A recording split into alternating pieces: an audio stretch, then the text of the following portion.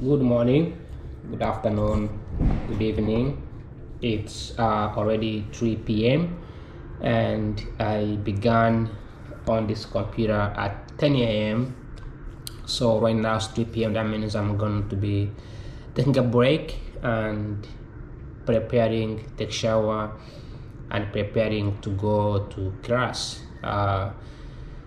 Today is the last day of the class. It's the last Tuesday of September of spring on April 2026, and for this master's program. And I am hungry. I'm not able to cook. I don't have food in my fridge because the apartment had the gas is broken, so they are fixing it. They've been fixing it for the last 2 weeks, so I can barely cook, cannot eat. I have to eat on campus. So I'll be going to campus right now in a few minutes because I have to be there at least by 4 p.m. so that I can eat and go to class when I'm not hungry. Today is the last presentations. It's the last day of this particular class called International Trade class. And I want to give an overview of what I've learned, what I think of the class, and how can I connect with the real world. The national trade is the concept of trading across borders. There's a difference between international trade and domestic trade. Okay, humans trade among ourselves, okay, but also we trade across the borders. For instance, the United States has small states that can be seen as institutions. For example, California is huge. It has a huge economic activities. It's bigger, and it's so rich than South Africa, so rich than I don't know, Germany, Britain, right? Like California can be in the same position as a country like Norway, right? However, California is part of the United States, so it doesn't follow the same jurisdictions, or it doesn't. It's not considered as international trade. So if I buy a coffee from California, I don't have to pay tariffs or duties from outside the country. That being said, the states within the United States, they are not considered international countries. They are domestic, despite having their own governors, their own governments, their own systems. All right. So when I say international trade, I'm talking about things like Canada, states like Mexico, or Chad in Africa, or Nigeria in Africa, or India in Asia, or Saudi Arabia. Okay. The thing about international trade, or just trade in general, is that a state like Texas can be trading with Mexico, but Texas is so much richer. Texas might be trading with South Korea, but Texas doesn't pay the duties to South Korea. The United States as a country pays the duties to South Korea, so that South Korea pays the duties to Texas, to the US as an international country. So international trade is very complex, but also very exciting, right? So in this class was more about using the economic theories or economic concepts, which is the same, both domestic and international. Then trying to figure out the best ways to pass policies that can foster can ensure that each country is benefiting from it. The purpose of economics isn't necessarily to crush trade, but it is to foster and encourage more trade and more gains. Okay, there are a few things that do govern international trade. Number one is the gains of trade. So in this class we cover the gains of trade. So they are supposed to be 7, maybe there could be more. But number one is the gains of trade. How much do you gain when you trade? Okay, when we buy from China, how much are we gaining? They have cheap labor, we have more money, so we can buy their stuff for cheap labor. All right, that's the gain of trade. Number two is the pattern of trade. How is the trade patterning? How is it going between countries? This is part of the globalizations, right? You have Mexico shipping avocado to the United States, and the United States shipping something else to Mexico, right? You have U.S. shipping aircrafts to, I don't know, Africa shipping minerals to China, and China shipping finished goods to the United States, right? So that patterns of trade is very, very important and is covered in this class. And then the third is protectionisms. We have right now we're living in the world of the real international trade. Okay, like right now there is a reality. We had a scenario where in the past the governments were very pro-technologists, pro-industrialists.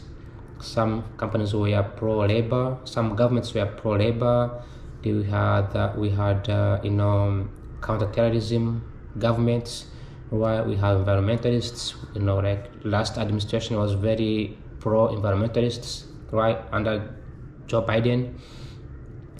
But right now, as I speak, we are under Trump administration, which is very pro-protectionisms, right? So this is where things like tariffs comes in, right? And this international trade class connects pretty much with every single theories, every single government, anything I think about it. Okay, so number three is the one that we've been talking about a lot. I'm talking about these videos a lot, right? The tariffs, the quotas, right? And they just to protect domestic manufacturing. Countries sometimes go on using three methods. There could be more methods, but they use three of these. Number one, they use quotas. Number two, they could use tariffs. Or number three, they could use industrial policy, which is, they could use something is called industrial policy, which is known as the subsidies, right? For instance, if US did not subsidize American farmers, we will be buying food from Mexico. We will all be eating burritos, and every single McDonald's will become burrito. Every single Burger King will be selling burrito if there was no tariffs to subsidize farmers. But also many other things, like other farms, like the military. The US Army manufactures their own weapons, and this is because the US government spends so much money to produce very sophisticated, big, gigantic metals, right? Steels and all these things. If there was no subsidies, we couldn't compete with other countries that have cheap labor, like China, right? So those things do play a key role. Those three methods. Donald, the last administration, and even under Joe Biden, the administration was focusing more on industrial policy. Many countries use industrial policy because it's the easiest thing. It's domestic. It's easy to implement. Industrial policy is when you subsidize something, right? You subsidize automobiles, you subsidize carbon taxing or whatever. You subsidize farmers, subsidize industrials, right? When you subsidize something, yes, you introduce rent seeking, which is corruption. But when you introduce subsidies, you allow farms to jump in because they're getting free money from the government, right? United States did this back in 2000s when they subsidized tech companies, Google, Facebook, Meta. Like those companies are subsidized by government to keep operating, right? In exchange to gather the data and they help the U.S. Army, U.S. intelligence, U.S. government, etc. Right? On the other hand, you have quotas where you can limit how much you can ship in the country. So for instance, the United States has quotas on sugar, they have quotas on other things that they do limits. This is done to protect either maybe for security reasons or to protect the foreign manufacturing, right?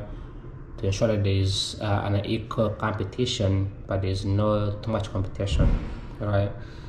Then you have tariffs. Tariffs is what Donald Trump has been using. Trump did not use quotas. He did not use subsidies.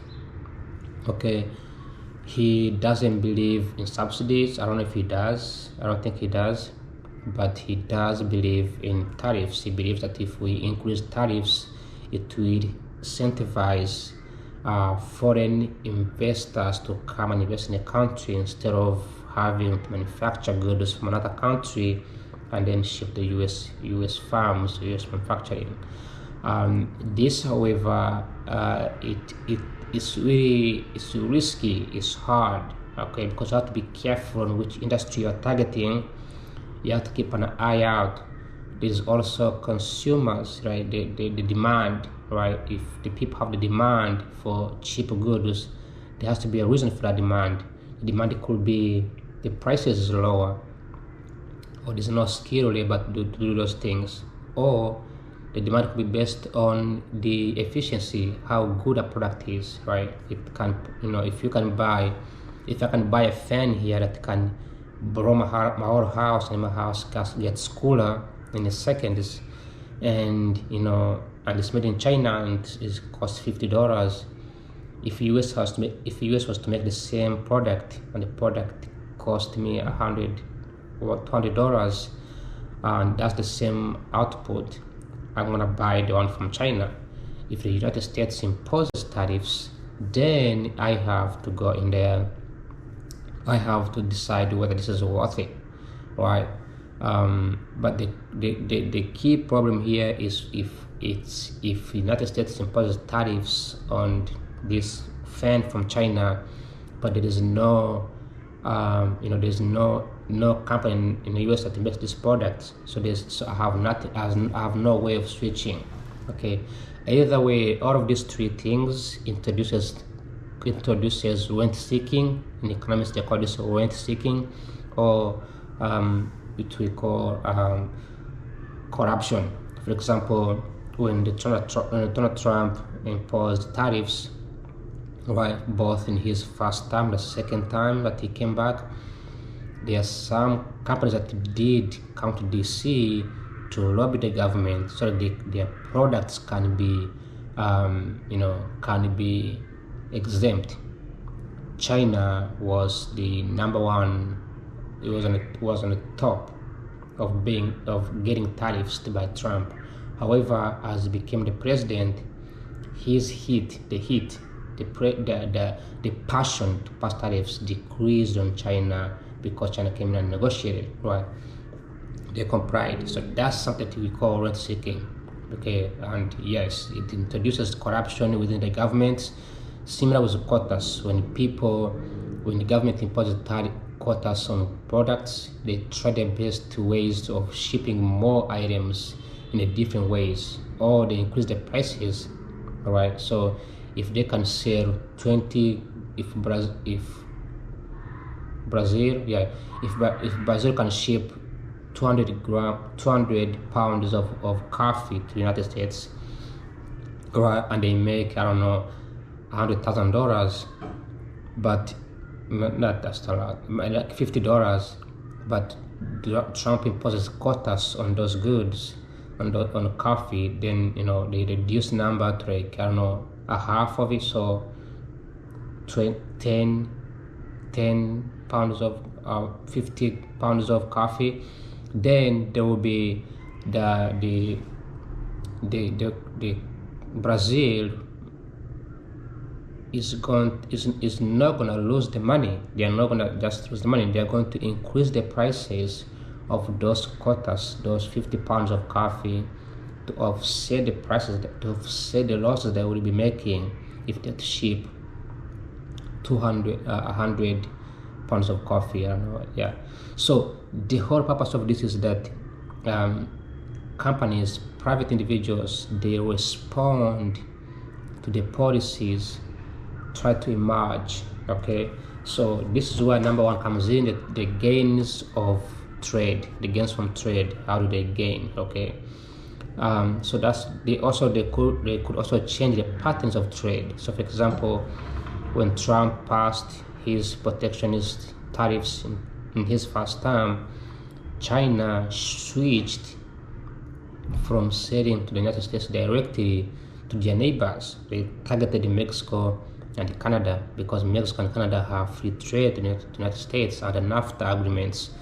That was the reason why Trump, in his second term, he was kind of angry about these problems, right? So they go around, they switch the pattern of trade.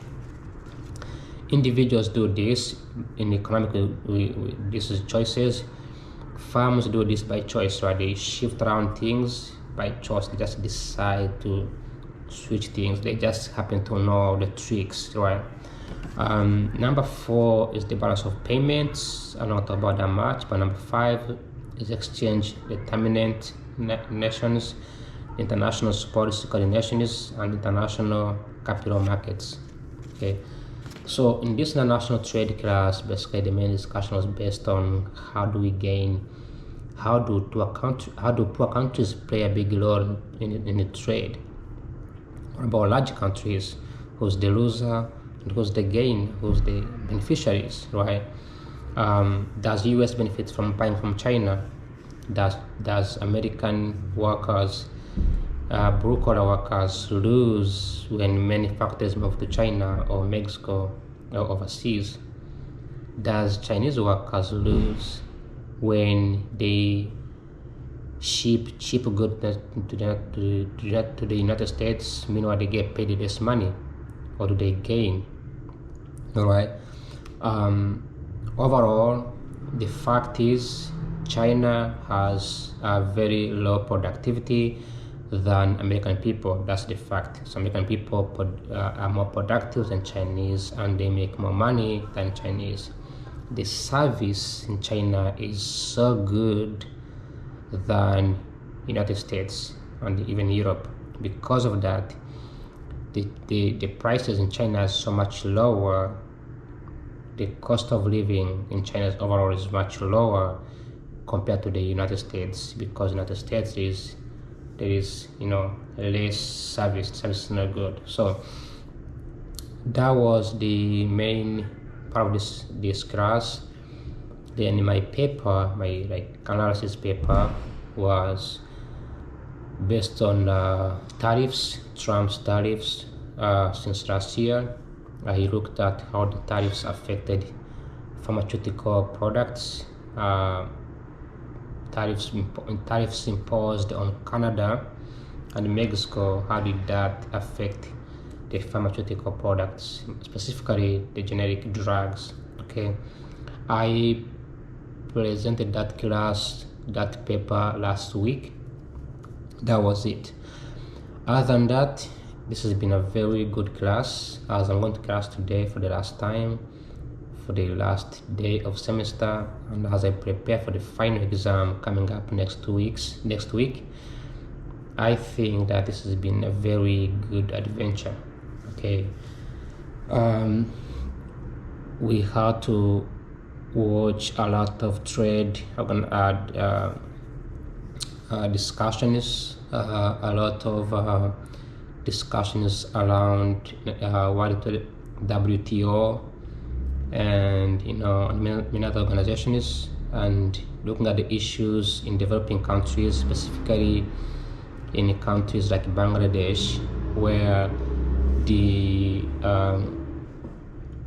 country specializes in clothing, garments, but they have issues with regulations, right? They have poor labor laws, where there's poor working conditions, those kind of things. On the other hand, you can see countries like Vietnam, which is growing in vast large numbers. They are growing really fast.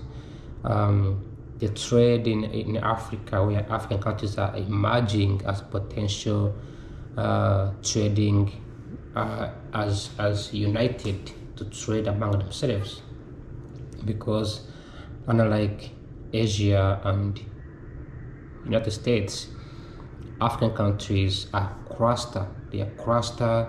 They are small. They have small economic power, but they have a potential large consumption. They have resources and the minerals, and yet they have conflicts, right? And they also have those things that I just mentioned above, because these are universal. They have protectionism, right, where they have quotas, tariffs, industrial policies, right? And for a country, let's say Burundi and Rwanda, which are neighbors, they are very small countries. They don't have any major resources. They have no skilled labor. They don't have human capital, right? They don't have investments. They don't attract foreign investments because they are very small. So this disadvantages is a key. So because of that, the African countries are trying to figure out the best ways of,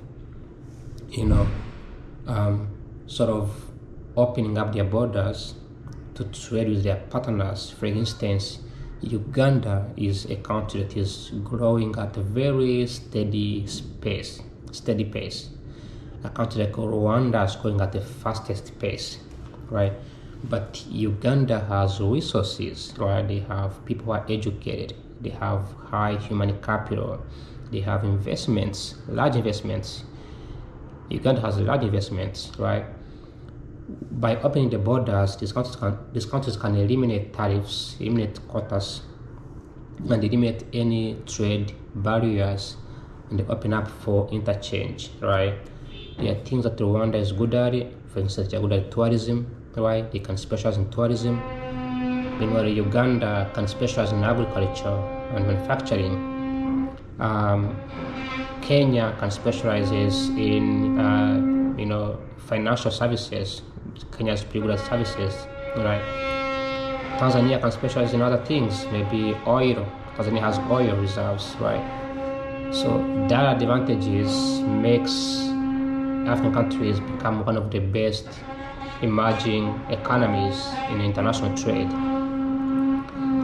And if African countries can become united as one, right, they can trade with the United States, they can trade with China, they can also trade among themselves too. The key problem here is the institutions. This is beyond economics. This is more political science. But institutions, if they're not strong enough to handle the pressure, crime, laws enforce corruption, rent seeking, okay, it can be really, really hard. And unlike US and China, which have very strong institutions, these workers are annoying me really bad. Institutions, then they cannot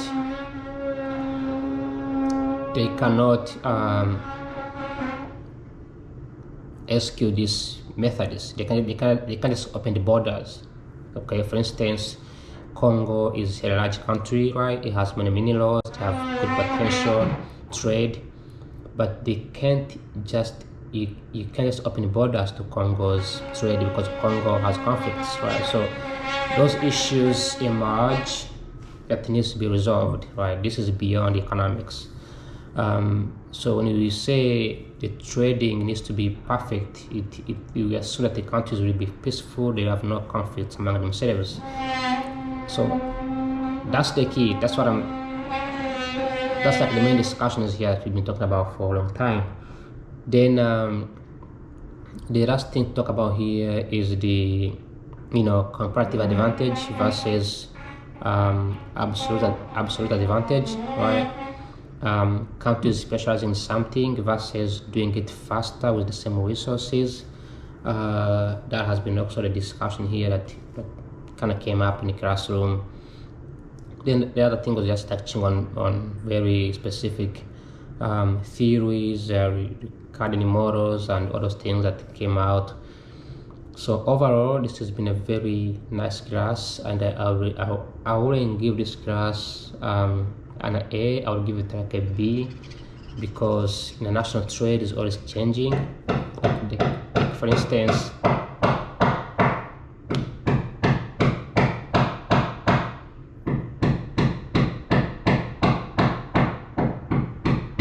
I can make a video. Somebody's doing construction. Let me see if I can move somewhere.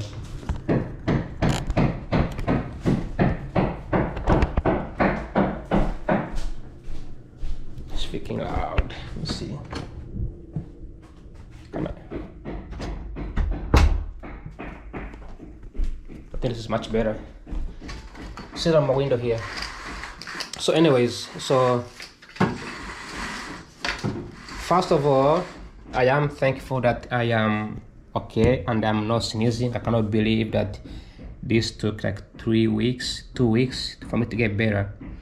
That I was extremely sick. Now I don't feel sick anymore. All right, that was really good. I don't know how that happened. It's crazy that it happens really fast. But you know, the point is that I'm getting better and I'm feeling great. Now, international trade, I was looking for jobs in Washington DC regarding the trade patterns, and it's kind of fascinating on how many jobs out there that are open for international trade. Like for instance, I had a job that requires the monitoring the exploitations. Like there's a job that I saw earlier that was hiring. This like yesterday, that was hiring economists to track the incoming goods and determine if those goods are actually good for the US. Okay, so that was like one of the issues. But either way, this has been such a wonderful class. Again, like I said, I may not give it an A, I'll give it a B, because like I was sharing earlier before the noise came out, that this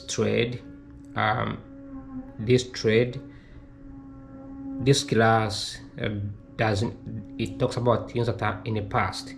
There's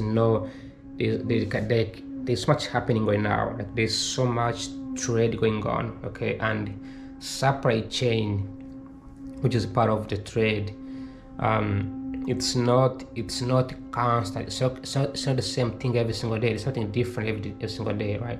Accidents, trade, wars, conflicts. Like in Iran, for example, Iran just disrupted every single trade. Then we had tariffs happening, right?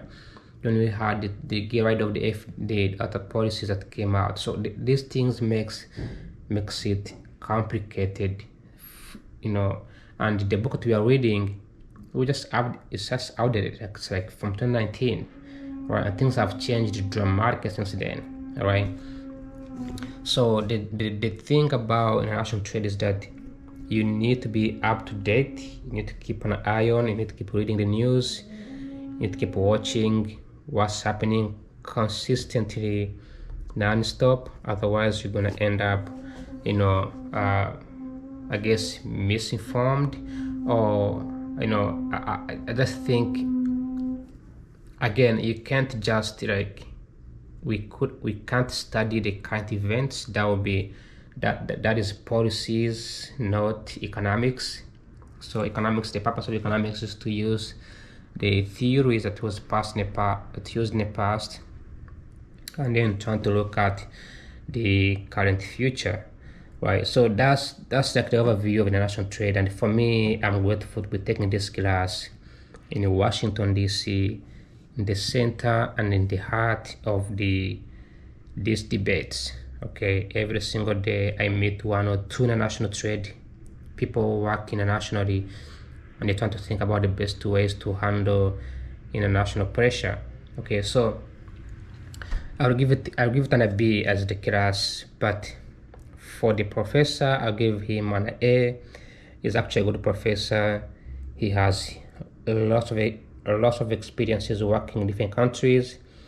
He worked for different international organizations, from WTO to World Bank. Like, he's pretty good. Like, the dude is like really experienced in these things. He worked for Vietnam, right? So it's the reason why I took this class, because I looked up his LinkedIn profile. He's a very famous guy, and he has lots of research papers posted out there He has many insights, many commentators. So he's very, very, he has many networking groups. So this is like living in the moment, right? It's such a good thing. So I enjoy this class, and also each and every student in the classroom worked on different issues or different problems, and I think that was good that you get to learn from other students. That's the purpose of a master's program, is that you learn from other students, what they have done and what the insights they have, and so that being said, that's all I have right now. I don't know what time is it, but the video is gonna end. I only have 31 minutes to record this video. Like always, ciao ciao, adios, spasiba, and take care. I apologize the noise in the background, but that guy turning.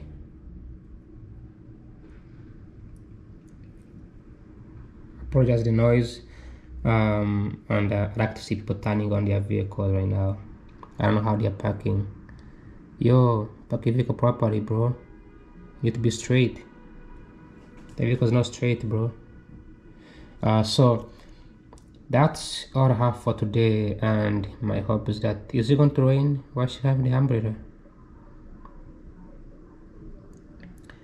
That's all I have for today, and my hope is that I like how, so it's real that women cannot park a vehicle. I thought this was a conspiracy theory. Look at how she parked. Like it's like this. Like she pulled it in and she couldn't park properly, and she doesn't even bother. Like when I park my vehicle, I get out and I look if it's properly parked, and I have to go around. She didn't look back. That's cool. I mean, to me that's so exciting. Like see how women parks. Anyways, that being said, that's the end of this video. I meant to talk about international trade, not troll women parking their vehicles wrongly. But this will be the last time I will ever make videos of me talking about international trade. I will make videos in the future talking about international trade, but it wouldn't be linked to. It was not gonna be linked to the school or like anything like that. So yesterday I finished. It was my last day of big data class, and the videos is out there. I haven't posted it yet. I need to post my videos because it's been a long time that I haven't posted. My memory cards are running out of space and I don't post anything. That's because I have been not lazy, but since I got sick, I've been trying to reflect back, trying to think back, and also I haven't cooked, so my house is I need some food, so I haven't been able to get some good meal. The house doesn't have AC, nothing in there, so it's crazy. But that being said, I just want to say that I have 1 minute and 50 seconds. So what I want to say here is that yesterday I took big data, right? So analyzing big data using Python and AI, and then on Tuesday I had international trade, then tomorrow I have public finance, tomorrow I'm presenting, then on Thursday I have energy economics, then we are closing the week. This is the last week we're closing, then we start doing final exams next week. The purpose of this ending video is that I'm trying to choose one of those classes that I can specialize in, so that I can talk about it in the near future. If possible, even get a job in those areas. That being said, I hope that my dream goes true, and like always, thanks for watching. Bye bye, ciao ciao, adios, despacito. And it's been a long journey that now that I'm almost completing. Bye bye, take care. Like always, enjoy this terrible weather of DC. One time it's sunny, one time it's cold, one time it's raining. So it's changing. Bye bye, adios, spasiba, and muchas gracias. Bye bye.